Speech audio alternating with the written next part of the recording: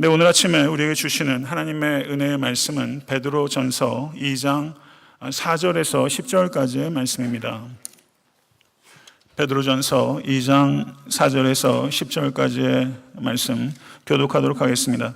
사람에게는 버림바가 되었으나 하나님께는 택하심을 입은 보배로운 산돌이신 예수께 나아가 너희도 산돌같이 신령한 집으로 세워지고 예수 그리스도로 말미암아 하나님이 기쁘게 받으실 신령한 제사를 드릴 거룩한 제사장이 될지니라.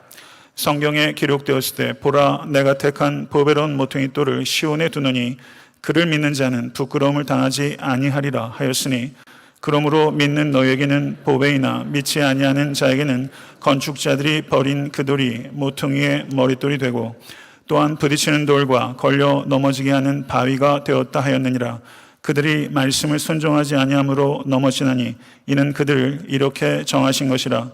그러나 너희는 택하신 족속이요 왕같은 제사장들이요 거룩한 나라요 그의 소유가 된 백성이니 이는 너희를 어두운 데서 불러내어 그의 기이한 빛에 들어가게 하시니에 아름다운 덕을 선포하게 하려 하심이라. 다 같이 너희가 전에는 백성이 아니더니 이제는 하나님의 백성이요 전에는 긍휼을 얻지 못하였더니 이제는 긍휼을 얻은 자니라. 아멘. 하나님의 말씀입니다.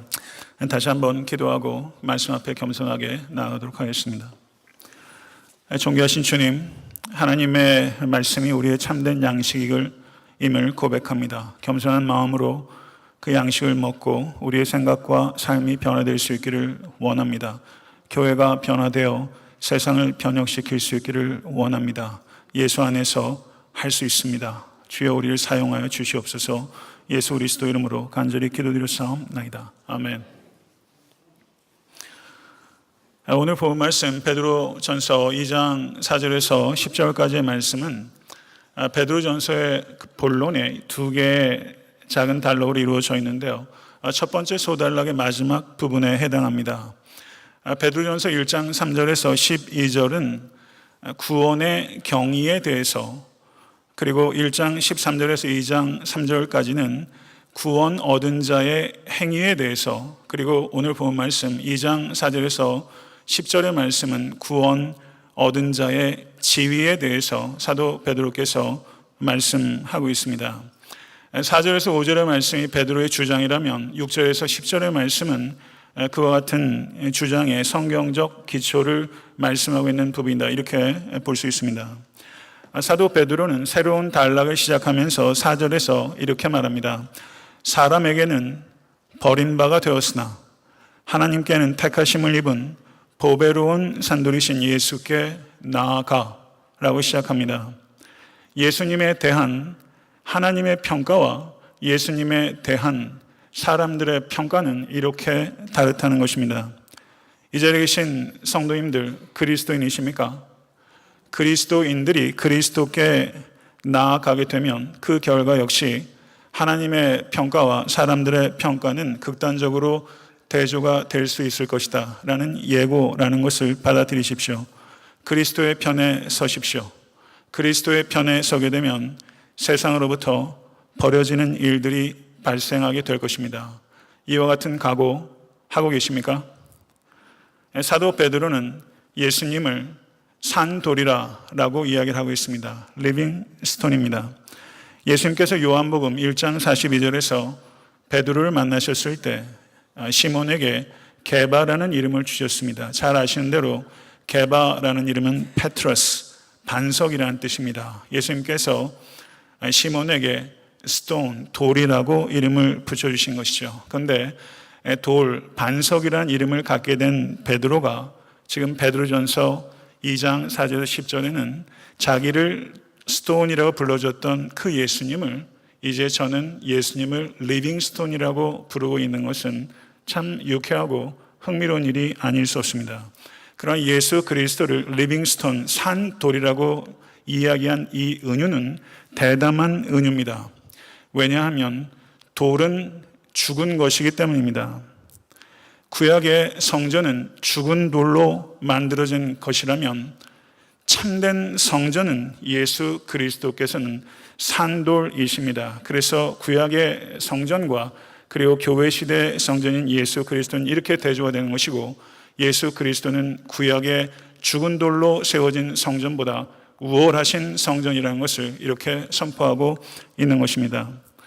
예수님께서 요한복음 2장 19절에서 21절에서 말씀하시기를, 예수께서 대답하여 이르시되 너희가 이 성전을 헐라 내가 사흘 동안에 일으키리라. 유대인들이 이르되 이 성전은 46년 동안 지었거늘 내가 3일 동안에 일으키겠느냐 하더라. 그러나 예수께서는 성전된 자기 육체를 가리켜 말씀하신 것이니라. 성도 여러분, 예수 그리스도께서는 하나님께서 거하시는 뉴 템플, 새로운 성전이시요 완성된 성전이십니다. 이것을 믿으시기를 바랍니다. 베드로는 그리스도인들에게 새로운 성전이고 완성된 성전인 그리스도께 나아와 라고 이야기를 하고 있습니다. 여기서 나아와 라고 번역되고 있는 헬라어가 프로스 에르코마이라는 동사인데, 구약 성경을 헬라어로 번역한 70인 역을 보게 되면 제사장들이 성소나 지성소로 나아갈 때 그 나아가는 행위를 프로스 에르코마이라고 라는 동사로 번역하고 있는 것을 우리는 주의해서 볼 필요가 있습니다. 그렇다면 새롭고 완성된 성전인 예수께 나아가는 신약의 성도들, 이 자리에 계신 여러분과 저는 구약시대 제사장들에게만 주어졌던 특별한 특권, 하나님께 나아갈 수 있는 권리가 여러분과 저에게 주어진 것입니다. 하나님께 가까이 나아갈 수 있게 된 새로운 시대가 예수 그리스도로 말미암아 시작된 것이고, 그 권리가 여러분과 저에게 주어진 것입니다. 5절의 말씀을 보게 되면 너희도 산돌같이 신령한 집으로 세워지고 라고 말씀합니다. 예수 그리스도께서 리빙스톤입니다. 그런데 예수 그리스도를 믿는 그리스도인들도 산돌들이라고 말씀하고 있는 것입니다. 오순절에 성령께서 강림하셨습니다. 그리고 오순절 성령 강림 사건 이후로 하나님께서 거하시는 성전이 그리스도 안에 국한된 것이 아니라 그리스도인들에게 확장이 된 것입니다. 교회 시대에 하나님의 성전은 바로 그리스도인들입니다. 바로 이 자리에 계신 여러분과 제가 바로 하나님의 성전인 것을 성경이 말씀하고 있습니다. 고린도전서 6장 19절은 너희 몸은 너희가 하나님께로부터 받은 바 너희 가운데 계신 성령의 전인 줄을 알지 못하느냐. 에베소서 2장 21절 22절은 그의 안에서 건물마다 서로 연결하여 주 안에서 성전이 되어가고 너희도 성령 안에서 하나님의 거하실 처소가 되기 위하여 예수 안에서 함께 지어져 가느니라. 하나님의 말씀입니다. 고린도전서에서 전이라고 번역되고 있고 에베소서에서 성전이라고 번역된 단어는 번역은 차이가 있지만 성경 원어상으로는 나오스란 단어입니다. 나오스란 이 단어는 지성소입니다. 성도 여러분, 우리가 거룩한 지성소인 것입니다. 성전 전체를 의미하는 또 다른 헬라어가 있는데 그 단어는 히에론입니다. 예수께서 성전을 청결케 하셨을 때 동전을 환전하고 그리고 비둘기를 팔고 있던 사람들이 있었던 그곳은 이방인의 뜰입니다. 이방인의 뜰까지 포함하는 가장 넓은 의미의 성전을 히에론이라고 합니다. 그런데 우리가 성령의 전입니다 라고 했을 때 이 전은 히에론이 아니라 나오스, 하나님의 지성소입니다. 여러분이 지성소입니다. 믿으십니까? 성도는 이방인들은 이방인의 뜰까지만 갈 수 있었습니다. 만약에 여인의 뜰에 들어갔으면 죽일 수 있었습니다. 로마인들이 허락했습니다. 여인의 뜰에도 들어가지 못했던 이방인들이 예수 그리스도를 영접하는 순간 그 이방인들도 지성소가 된 것입니다. 이것을 유대인들이 견딜 수가 없었습니다. 유대인들에게는 충격적인 선언이지만 그리스도인들에게는 위대한 선언입니다. 우리가 지성소라는 이 사실을 기억하시고 받아들이실 수 있게 되기를 우리 주 예수 그리스도 이름으로 간절히 축원합니다. 그런데 성도 여러분, 이 하나님의 위대한 건물, 교회, 이 교회는 건축학적이면서 동시에 생물학적입니다. 왜냐하면 이 돌은 죽은 돌이 아니기 때문입니다. 산돌이기 때문에 생물학적입니다. 하나님의 성전은 새로운 산돌들이 덧붙여지면서 자라는 집이며 그리고 각 자리에 이미 있는 산돌이 온전하여 지면서 자라는 집입니다. 성도 여러분, 애타한타 섬기는 교회는 새로운 산돌들이 더해지면서 자라는 성전이 되어야 하며, 동시에 이미 자리 잡고 있는 산돌들인 여러분 각자가 온전하여 지면서 자라는 성전이 되어야 하는 것입니다. 이것이 하나님의 소원이고 저의 소원이며, 그리고 여러분의 소원이 되어야 되는 것입니다. 성도 여러분, 예수께서 구약의 성취로 이 땅에 오신 것처럼 예수 그리스도께서 부활을 예언하셨습니다. 그리고 말씀하신 대로 부활하셨고, 그리고 부활하신 주님께서 다시 오실 것이라고 말씀하셨습니다. 주님께서 다시 오실 때, 그때 하나님의 성전은 온 땅이 하나님의 성전이 될 것입니다. 온 땅이 하나님의 성전이 될 것이고, 온 땅에 하나님의 영광이 가득 차게 될 것입니다. 성도 여러분, 이것을 믿고 기대하십시오. 그리스도인들이 신령한 집인 동시에 거룩한 제사장이라고 말씀하고 있습니다. 교회는 하나님께서 거하시는 곳으로서 지위와 사역을 다 갖고 있습니다. 베드로는 우리가 누구인지에 대해서 이야기하고 우리가 무엇을 해야 하는지에 대해서 이야기하고 있습니다.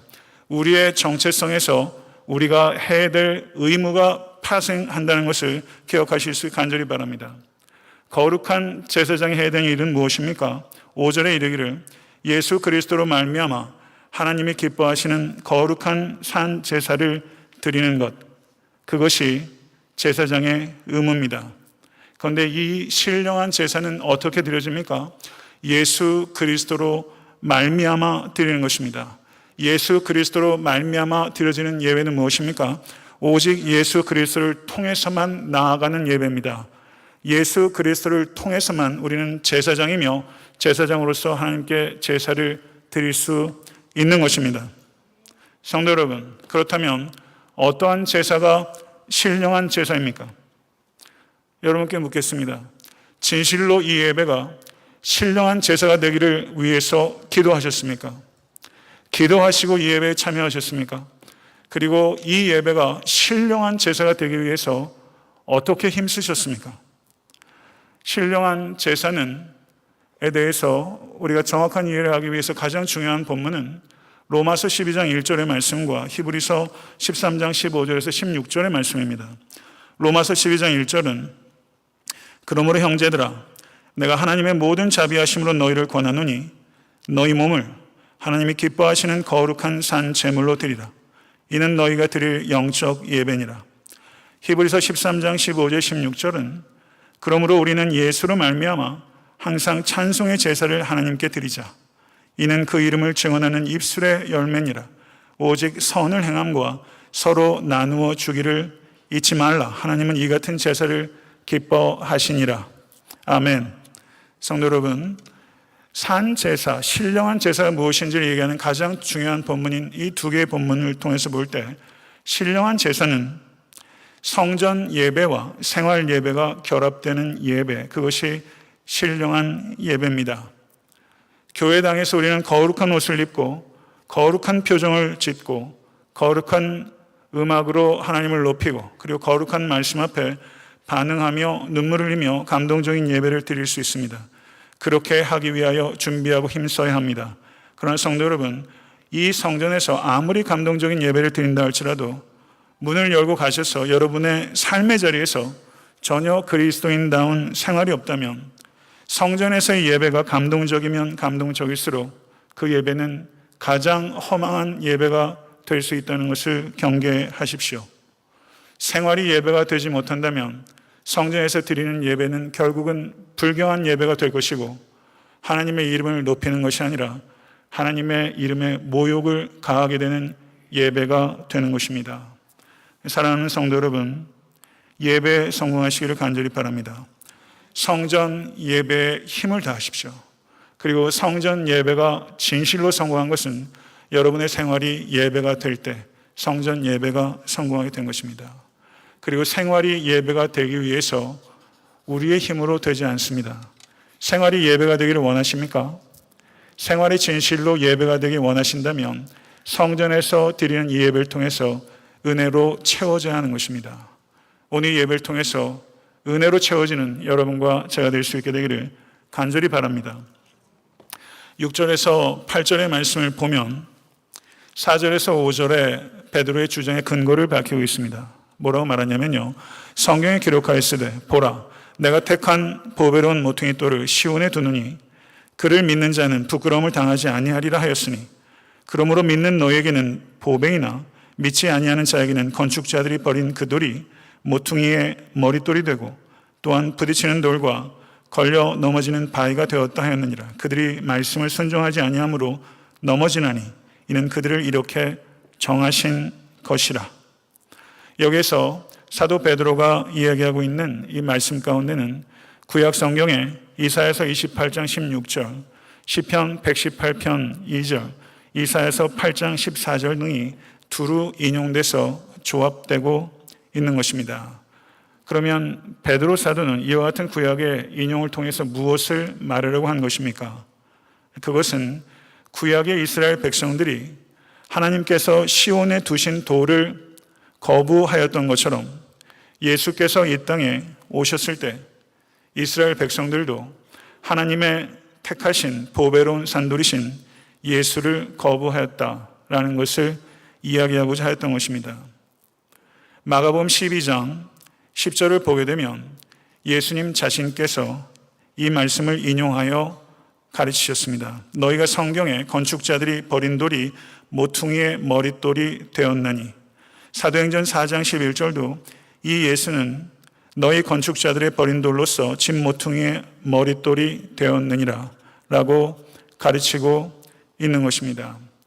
예수님께서 말씀하셨던 건축자는 누굽니까? 그것은 예수 그리스도를 믿기를 거부하고 예수님을 죽인 기득권자들입니다.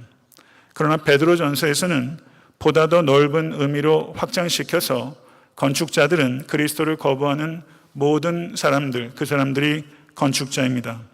그러나 성도 여러분, 예수님을 핍박하고 죽였던 유대 기득권자들, 그리고 예수를 믿지 않으므로 예수를 버렸던 많은 사람들, 그들이 버렸던 그 돌을 하나님께서 모퉁이 돌로 삼으셨습니다. 이것이 갖고 있는 의미는 무엇입니까? 예수 그리스도의 죽음이 실패가 아니라는 뜻입니다. 예수 그리스도의 죽음은 하나님의 계획이라는 뜻입니다. 건축자들이 그리스도를 버렸습니다. 그러나 자신도 모르게 그들이 버린 그 돌이 모퉁이 돌이 되어서 보배로운 돌이 있어야 될 제자리에 놓이게 된 것입니다. 이것이 하나님의 섭리였습니다. 성도 여러분, 예수는 리빙스톤, 산돌이요 모퉁이 돌입니다. 예수 그리스도를 믿는 자는 부끄러움을 당하지 않을 것입니다. 믿지 않는 자는 부끄러움을 당하게 될 것입니다. 믿는 자에게 예수는 보배이시며 믿지 않는 자들에게 예수는 부딪히는 돌이요 걸려 넘어지는 바위가 되는 것입니다. 성도 여러분, 우리는 산돌이신 예수께 연결된 산돌들입니다. 성경은 그렇게 이야기를 하고 있습니다.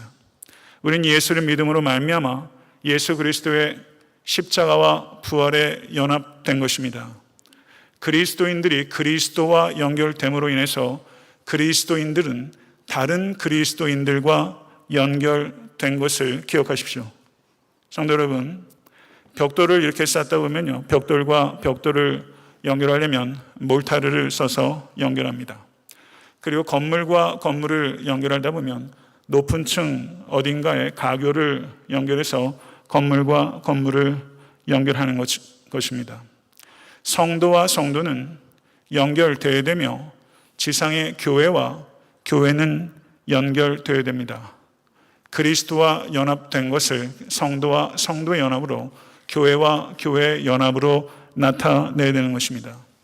성도 여러분, 우린 그리스도인입니다.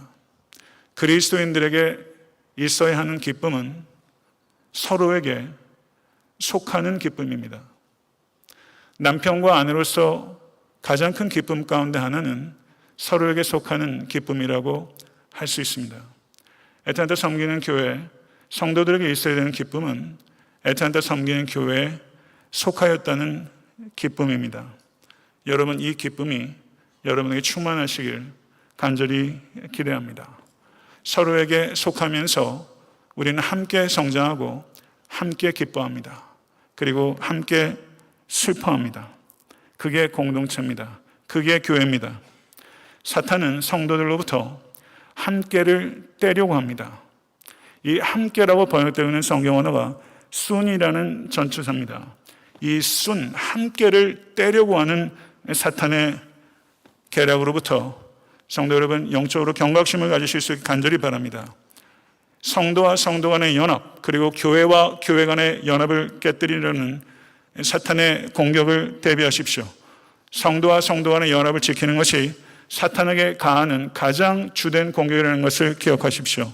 성도 여러분, 교회는, 그리고 애타한테 섬기는 교회는 함께의 아름다움과 능력을 세상에 보여줘야 됩니다. 성도 간의 연합은 복음 전도에 있어서 가장 중요한 요소입니다. 교회와 교회의 성도들 간에 맺는 관계의 질이 있습니다. 성도 여러분, 저와 어떤 관계의 질을 맺고 있습니까?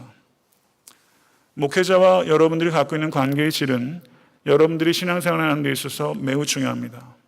교회 교육자들과 갖고 있는 관계의 질, 목자와 목녀 사이에 갖고 있는 관계의 질, 그리고 목원들 사이에 갖고 있는 관계의 질, 굉장히 중요한 것입니다.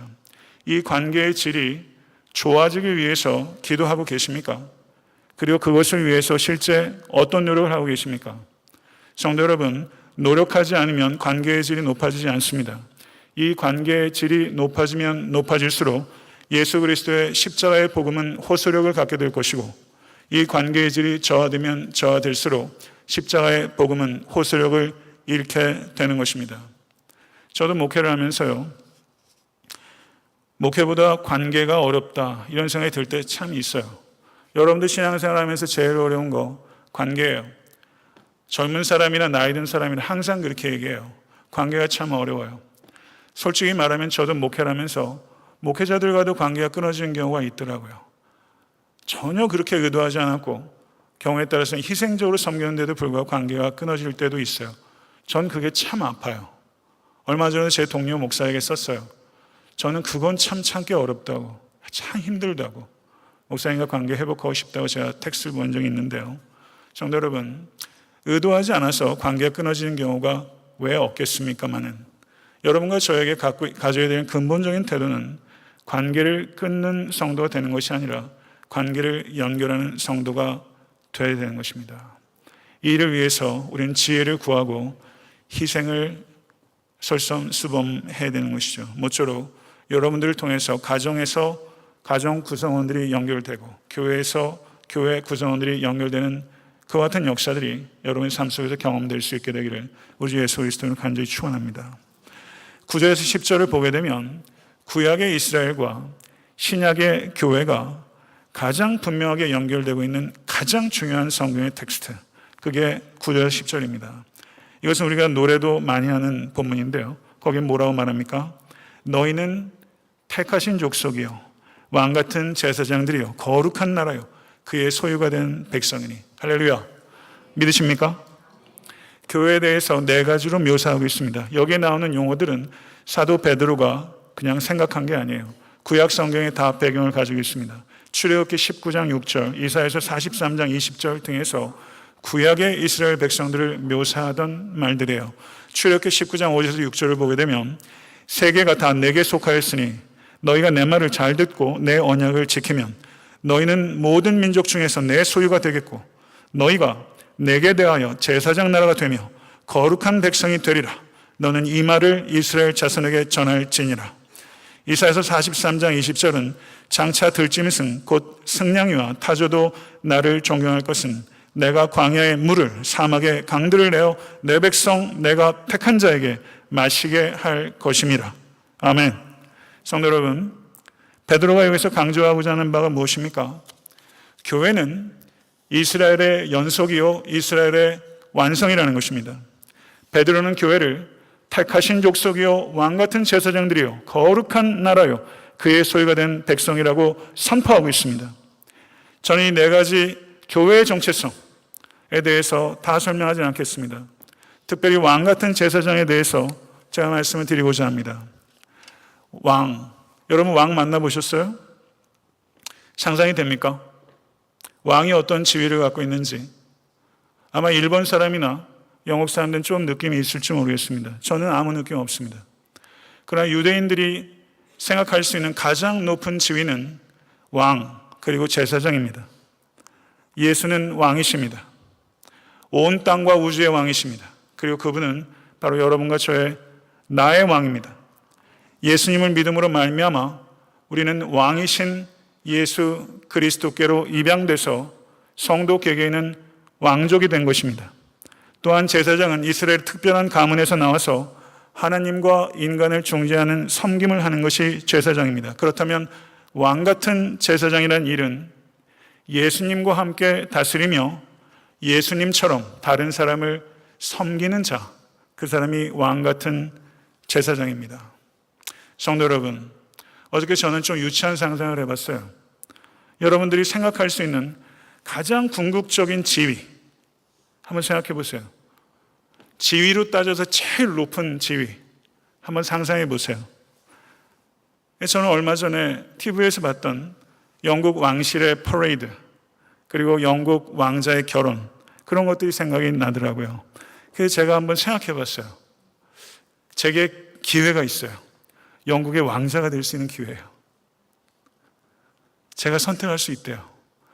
근데 예수님을 믿어서 왕 같은 제사장이 될 수 있대요. 둘 중에 하나밖에 선택 못 한대요. 나는 뭘 선택할까? 여러분, 영국의 왕자가 될 수 있고요. 영국의 공주가 될 수 있어요. 그리고 예수를 믿어서 왕 같은 제사장이 될 수 있어요. 여러분, 어느 쪽 택하시겠어요? 어느 쪽이 더 보배로워요? 정말로요. 정말로요. 대답하기 싫으세요? 상상하기만 해도 좋으세요? 여러분, 예수 믿어서 왕 같은 제사장이 된 것, 아마 표현할 수 있는 것이 있다면 다른 표현으로 얘기했을 거예요. 궁극적인 지위를 표현할 수 있는 최고의 표현이 왕 같은 제사장이기 때문에 그렇게 표현한 것이지. 예수를 믿음으로 말미암아 우리에게 주어진 지위는 영국 왕실의 왕자 따위, 공주 따위 아무것도 아니고, 정말 여러분, 우리가 둘 중에 하나를 선택해야 된다면 우리는 예수 그리스도를 믿음으로 말미암아 왕 같은 제사장이 된 이 지위, 이 지위보다 보배로운 것 진실로 없습니다. 믿으십니까? 그런데 왜 그렇게 안 사세요? 제가 가지고 있는 책들 중에서 책 제목을 보면 저는 목차를 쫙 봐요. 근데 목차를 보니까 목차 중에 제목 중에 하나가 이제 그만 나오렴이에요. 이제 그만 나오렴. 부제, 어둠 속을 걷는 법. 이제 그만 나오렴. 우리가 누구인지 알아야 우리가 무엇을 해야 하는지를 알 수 있습니다. 우리는 왕 같은 제사장입니다. 이거를 정말 안다면 우리가 경험하고 있는 고통, 우리가 빠져나오지 못한 미움, 우리가 허우적거리는 죄악에서 이제 그만 나오렴. 이제 그만 나오렴. 이것이 하나님께서 저에게 하셨던 말씀이고, 그래서 저 나올 수 있었고요. 지금 이 시간 하나님께서 여러분에게 하시는 말씀입니다. 성도 여러분, 이제 그만 나오시지 않으시겠습니까? 성도님들과 대화를 하고 또 건네듣는 말을 보게 되면요, 너무 제가 고통스러워요. 이제 그만 나오세요. 제가 말씀을 드려도 제 말에 무슨 힘이 있겠으며, 그러나 예수 그리스도께서는 십자가 위에서 우리에게 말씀하세요. 이제 그만 나오렴. 우리 자녀들 중에서도 이 어둠 속에 있는 자녀들이 얼마나 많은지 몰라요. 너무 예쁜데, 너무 귀한데, 너무 정결한데 자기를 값어치 있게 생각하지는 않아요. 자기를 사랑할 줄 몰라요. 너무나 깊은 우울증과 침체와 강박증에 사로잡혀 있는 우리 자녀들, 병든 아이들이 얼마나 많고, 이 시대에 그런 사람들이 얼마나 많은지 몰라요. 저는 너무 속상해요. 그래서 오늘 이 설교를 통해서 하나님께서 여러분의 심령 가운데 말씀해 주시길 바라고, 이제 그만 나오렴, 이 말씀에 반응하셔서 여러분 나오세요. 정말 나오시길 간절히 바랍니다. 그런데 이렇게 택하신 족속이요 왕 같은 제사장들이요 거룩한 나라요 그의 소유가 된 백성이라고 얘기했던 이 편지를 받았던 그 교회들이 이 편지를 받을 만하지 않았어요. 그 교회들에는 하나님께 대한 불순종과 반역과 성적 범죄와 시기와 질투와 같은 관계적 죄들이 많이 있었습니다. 아마 이런 이야기 들으면서 낯간지러웠을 거예요. 그런데 왜 베드로는 그들을 이렇게 이야기합니까? 여기에는 우리가 배워야 될 일들이 있기 때문입니다. 성도 여러분, 교회는 연약합니다. 애타한테 섬기는 교회도 연약합니다. 우리는 교회의 연약함을 비판할 수 있어야 합니다. 그렇지만 그리스도의 신부로서 교회를, 그리고 애타한테 섬기는 교회를 그리스도께서 정결하고 아름답게 만들어 가고 계시다는 확신과 헌신이 균형을 이루어야 됩니다.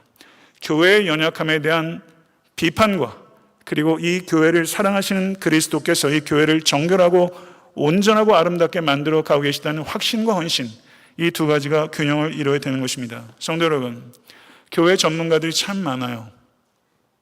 교회에 대해서 많이 아세요. 여러분들이 많은 경험들을 하셨어요. 그러나 성도 여러분, 성경적 교회를 정말 알고 계십니까? 성경에서 얘기하는 교회의 본질을 부디 깊이 이해하십시오. 그리고 교회를 바르게 비판하십시오. 애타한테 섬기는 교회에 대해서도 성경적 교회관을 가지고 바르게 비판해 주십시오. 그러나 성도 여러분, 그러면서도 세상과 용기 있게 싸워야 합니다. 우리는 교회에 대해서 비판만 해서도 안 되고 낙관만 해서도 안 됩니다. 많은 성도들이, 많은 목회자들이 교회를 비판만 하면서 교회를 스스로 더럽히고 있는 시대입니다. 교회는 비판해야 합니다. 그러나 비판을 하되 이 교회를 아름답고 정결하게 만들기 위해서 비판한 그 사람이 더욱더 교회를 위해서 희생적으로 헌신해야 합니다. 이 두 가지의 균형을 이루십시오. 성도 여러분, 지상의 많은 교회들이 성경적 교회의 모습을 성취하기는커녕 근처에도 가지 못하는 경우들이 허다합니다. 성도 여러분, 제가 한번 묻겠습니다. 애타한테 섬기는 교회를 사랑하십니까? 애타한테 섬기는 게 정말 사랑하세요? 교회를 사랑한다는 게 어떤 뜻입니까? 사랑은 그냥 주관적인 것입니까? 교회를 사랑한다는 것, 자녀를 사랑하는 것은 쉽습니까? 부모된 핏줄로 인해서 사랑하는 것 본성적이죠. 그러나 하나님의 관점에서 사랑하는 것, 자녀 사랑도 기도 없이 사랑하는 것 아마 낭패 보실 것입니다. 성도 여러분, 애타한테 섬기는 교회를 사랑한다는 것 어떤 의미입니까? 자녀를 사랑한다는 것 어떤 뜻입니까? 자녀가 예전에 너무 공부를 잘해서 지금 너무 말을 잘 들어서 그게 자녀 사랑하는 것입니까? 애타한테 섬기는 교회를 사랑하는 것이 애타한테 섬기는 교회의 과거나 현재를 사랑하는 것 부분적으로 포함되지만 우리가 사람을 사랑하든 교회를 사랑하든 사랑한다는 것은 과거나 현재를 사랑하는 것이 아니라 그 사람이 되어질 모습, 우리 교회가 되어져 갈 모습을 신뢰하며 바라보아 주는 것, 그것이 사랑하는 것입니다. 애타한테 섬기는 교회는 연약합니다. 그러나 애타한테 섬기는 교회가 되어져 갈 모습을 사랑하는 것, 그것이 교회를 사랑하는 것입니다. 예전에도 제가 한번 인용한 적이 있습니다만은 얼 팔머라는 목사님이 계셨습니다. 그에게 한 성도가 찾아와서 교회가 성경적 기준에 너무 부합하지 못하는 위선적인 경향이 많습니다 라고 신랄하게 비판했습니다. 그때 이 얼 팔머 목사님이 이렇게 얘기했습니다. 성도님, 한 고등학교 관현악단에서 베토벤의 운명 고향곡을 연주한다고 생각해 보십시다. 그 연주는 아이들의 연주인지라 사실은 보잘것없습니다. 그럼 왜 굳이 그 보잘것없는 철부지들에게 그 어렵고 아름다운 운명 교향곡을 연주시키느냐 질문하실 수 있을 것입니다. 그 질문에 대해서 저는 이렇게 답변하겠습니다. 객석에는 베토벤의 위대한 교향곡 9번을 그 아이들의 부족한 연주가 아니고서는 접할 수 없는 사람들이기 때문입니다. 성도 여러분, 교회는 불완전합니다. 애타한테 섬기는 교회는 완전함과는 거리가 있습니다. 아이들의 연주가 그러한 것처럼 애타한테 섬기는 교회는 복음을 연주합니다. 그러나 우리가 연주하는 이 연주는 미숙합니다. 그러나 하나님께서는 왜 교회를 통해서 복음을 연주시키느냐? 교회가 아니고서는 복음을 들을 수 없기 때문입니다. 성도 여러분, 지난 8년 동안 애타한테 섬기는 교회는 연주해 왔습니다. 그러나 그것은 불완전한 연주입니다. 제 스스로도 부끄러울 때가 많이 있었습니다. 그러나 성도 여러분, 분명한 것은 우리는 더 잘 연주해 가고 있다는 것입니다. 더 잘 연주해 가기 위해서 힘쓰고 있습니다. 목사로서의 제 연주가 있습니다. 제가 목회를 하면서 낭망하지 않고 끊임없이 나아갈 수 있는 조건은 단 한 가지입니다. 저는 제 연주에 집중합니다. 타인의 연주에 집중하지 않고 제 연주에 집중합니다. 목사가 못나서 성도 탓해가지고 목사 꼴이 되겠습니까? 목사인 저는 제 연주에 집중하는 것이고 제 몫의 연주를 발전시키는 데 집중하는 것이죠. 성도 여러분, 교회를 이해하십시오. 여러분 가정에서 아내로서의 연주, 남편으로서의 연주, 직장에서 여러분의 직위의 역할에 합당한 연주가 있어요. 교회에서 여러분의 연주가 있어요. 거기에 집중하십시오. 타인이 아니라 자기에게 집중하십시오. 그리고 애타한테 섬기는 교회의 이 교양학, 이 불완전한 음색, 거기에 여러분의 음색을 어떻게 더할 것인가, 여기에 집중하십시오. 가정에서도 거기에 집중할 때 가정은 회복될 것이고 교회도 분명히 생명력으로 충만하게 될 것이고 이 땅에도 변화가 임하게 될 것입니다. 사랑하는 성도 여러분, 오늘 말씀을 이제 맺고자 합니다. 세상에서 버림받고 하나님에 의해서 택하심 받은 이가 그리스도이셨으며 그것이 바로 여러분과 저의 정체성입니다. 예수 그리스도께서는 새로운 성전인 동시에 완성된 성전입니다. 그리고 오순절 성령 강림 사건 이후로 그리스도인들이 하나님의 거룩한 전이 되었습니다. 그리고 모퉁이 돌인 그리스도를 통해서 우리는 그리스도와 연결되며 그리스도인들과 연결됩니다. 성도와 성도들, 교회와 교회들을 연결하는 일에 우리가 부름을 받은 것입니다. 그리고 또한 그리스도인들은 그리스도로 말미암아 하나님의 임재 안으로 나아갈 수 있는 특권을 부여받은 왕같은 제사장입니다. 바로 여러분 한 분 한 분이 왕같은 제사장입니다. 더 높은 지위를 상상할 수 없는 왕같은 제사장, 그것이 바로 여러분과 저입니다. 그렇다면 여러분, 이곳에서의 성전 예배와 생활에서의 예배가 결합되어야 됩니다. 그렇게 신령한 제사를 드리는 여러분의 평생의 삶이 될 수 있게 되기를 우리 주 예수 그리스도는 간절히 축원합니다. 교회의 본질을 이해하십시오. 성경적으로 이해하십시오. 경험적으로 이야기하지 마시고 성경적으로 교회의 본질을 이야기하십시오. 그리고 교회를 바르게 비판하십시오. 그리고 교회를 아름답고 정결하게 만들기 위해서 여러분들이 뜨겁게 헌신하십시오. 교회를 통해서 세상은 바뀌게 될 것입니다. 이 믿음 가지시고 살아가신 여러분과 제가 될 수 있게 간절히 바라고 새로운 영이 지금 이 순간 여러분의 심령 가운데 임하여 우리에게 길이요 진리요 생명 되신 예수 그리스도를 높이신 일에 여러분과 저의 평생이 쓰임받을 수 있게 되기를 우리 주 예수 그리스도 이름으로 간절히 축원합니다. 기도하겠습니다.